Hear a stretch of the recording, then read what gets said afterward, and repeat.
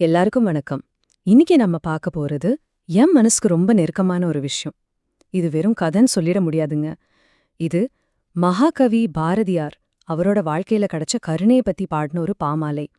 அதாவது இறைவன் அவனோட பக்தனுக்கு ஊழியனா வந்து ஒரு அற்புதத்தை பத்தினது.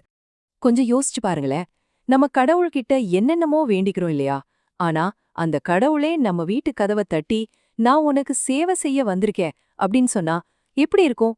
நினைச்சு பார்க்கவே முடியல இல்ல. ஆனா அந்த பெரும் பாக்கியம் நம்ம பாரதிக்கு கிடைச்சுது. ஆனா அந்த தெய்வீக ஒளி வீட்டுக்கு வர்றதுக்கு முன்னாடி பாரதியோட இல்லம் ஒரு மாதிரி இருட்டுல மூழ்கி இருந்துச்சு.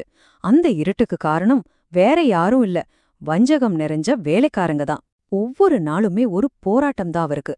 ஒவ்வொரு நிமிஷமும் ஒரு சோதனை மாதிரி இருந்துச்சு.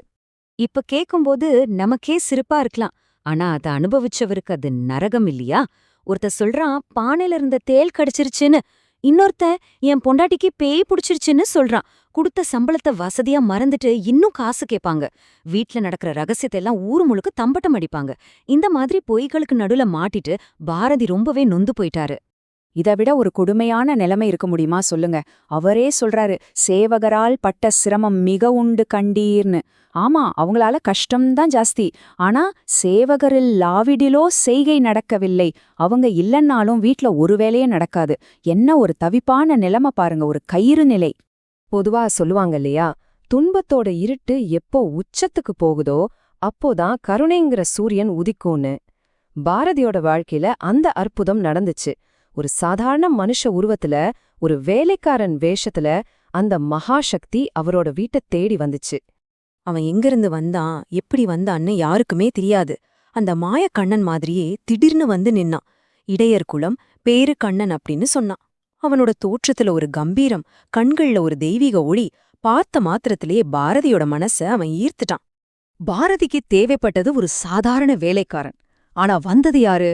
இந்த ஒட்டுமொத்த பிரபஞ்சத்தையும் காக்குற பரம்பொருள். மாடு மேய்ப்பேன், வீடு பெருக்குவேன் அப்படின்னு சொல்லிட்டு அவன் நிறுத்தல. உங்களை விட்டு போகாம எப்பவும் உங்களை காப்பேன்னு சொல்றான்.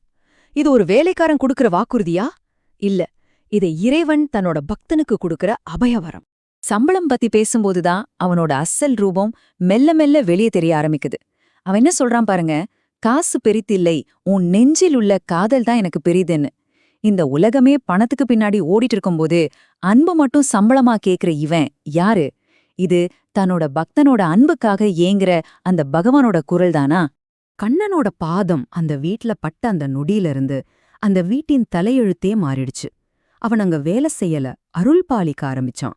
அவன் வெறும் வேலைக்காரனா இல்ல, அந்த வீட்டோட உயிரா, ஆன்மாவாவே மாறிட்டான். அவன் ஒருத்தன்தான், ஆனா பல உருவத்துல அங்க இருந்தான். பிள்ளைங்களுக்கு பாடம் சொல்லிக் கொடுக்கற வாத்தியாரா இருந்தா, அவங்கள அன்பா பாத்துக்கிற வளர்ப்பு தாயா மாறினா. உடம்புக்கு முடியலனா வைத்தியம் பாக்குற மருத்துவனானா. தனிமையில இருக்கும்போது ஆறுதல் சொல்ற நண்பனா இருந்தா, பிரச்சனைகள் வரும்போது வழிகாட்டுற மந்திரியானா. கடைசியில மெய்ஞானத்தை போதிக்கிற குருவாவே ஆகிட்டான். பாரதியோட எல்லா தேவைகளையும் அவனே பூர்த்தி செஞ்சான் பாத்துக்கோங்களேன். அப்பதான் பாரதிக்கு அந்த பெரிய உண்மை புரியுது. தன் கண்ணு முன்னாடி நிக்கிறது யாருன்னு தெரிய வருது. ஆமாங்க, பார்வையிலேயே சேவகன், பண்பிலே தெய்வம். பாக்கறதுக்கு வேணா அவன் வேலைக்காரனா இருக்கலாம், ஆனா அவரோட குணமும் செயலும் அவன் தெய்வம்னு உரக்கச் சொல்லுச்சு. அவன் வந்தது வெறும் சேவை செய்யறதுக்கு மட்டும் இல்லைங்க, ஒரு பெருவாழ்வே அள்ளி கொடுக்க வந்தான். கண்ணன் வந்த பிறகு பாரதியோட வாழ்க்கையில எல்லா வளங்களும் மடைதிறந்த வெள்ளம் மாதிரி பாஞ்சு வந்தது. கஷ்டமெல்லாம் போச்சு, சந்தோஷம் பெருகிச்சு. இதுதான் பக்தியோட உச்சகட்டம். கண்ணன் என் அகத்தே கால் வைத்த நாள் முதலாய் என் எண்ணம் விசாரம் எதுவும் அவன் பொறுப்பாயிற்று. இனிமே பாரதிக்கு கவலையே கிடையாது. ஏன்னா அவரோட கவலைகளை எல்லாம் சுமக்கிறதுக்கு அந்த பரந்தாமனே வந்துட்டான். எல்லா பாரமும் இனி அவனுடையது. அப்பப்பா, என்னென்ன கொடுத்தான் தெரியுமா அந்த வள்ளல்? செல்வம் கொடுத்தான், இளமையான பெருமைய கொடுத்தான், இந்த உலகமே போற்றுகிற மாதிரி புகழ் தந்தான், என்னைக்கும் அழியாத கீர்த்திய கொடுத்தான், அறிவோட திறவுகோளான கல்விய கொடுத்தான். இது எல்லாத்துக்கும் மேல தான் குடியிருக்கிற அந்த கவிதை வரத்தை அள்ளி கொடுத்தான். ஆனா அவன் கொடுத்த அத்தனை பரிசிலையும் மிகச் சிறந்தது எது தெரியுமா? இந்த உலகப் பொருட்கள் எதுவுமே இல்ல. அது தெளிவே வடிவான சிவஞானம். எந்த விதமான குழப்பமும் இல்லாத தூய்மையான ஒரு மெய்யறிவு. ஒரு பக்தனுக்கு இதைவிட பெரிய பாக்கியம் வேற என்னங்க இருக்க முடியும்? இந்த நன்றி உணர்ச்சியோட உச்சக்கட்டத்துல பாரதி ஆனந்தத்துல கூத்தாடுறாரு. இந்த உலகத்துக்கே உரக்கச் சொல்றாரு, கண்ணனை நான் ஆட்கொண்டேன், கண் கொண்டேன், கண் கொண்டேன் அப்படின்னு. ஆமா, இத்தனை நாளா இந்த உலகத்தை வெறும் கண்களால பாத்துட்டு இருந்தனா, இன்னைக்கு அவனோட அருளால ஞான கண்களையும் பெற்றுட்டேன் அப்படின்னு ஆர்ப்பரிக்கிறாரு. அந்த தெய்வீக பக்திக்கு நம்ம எல்லாரும் தலை வணங்குவோம். ஜெய் பாரதி, ஜெய் ஸ்ரீ கிருஷ்ணா.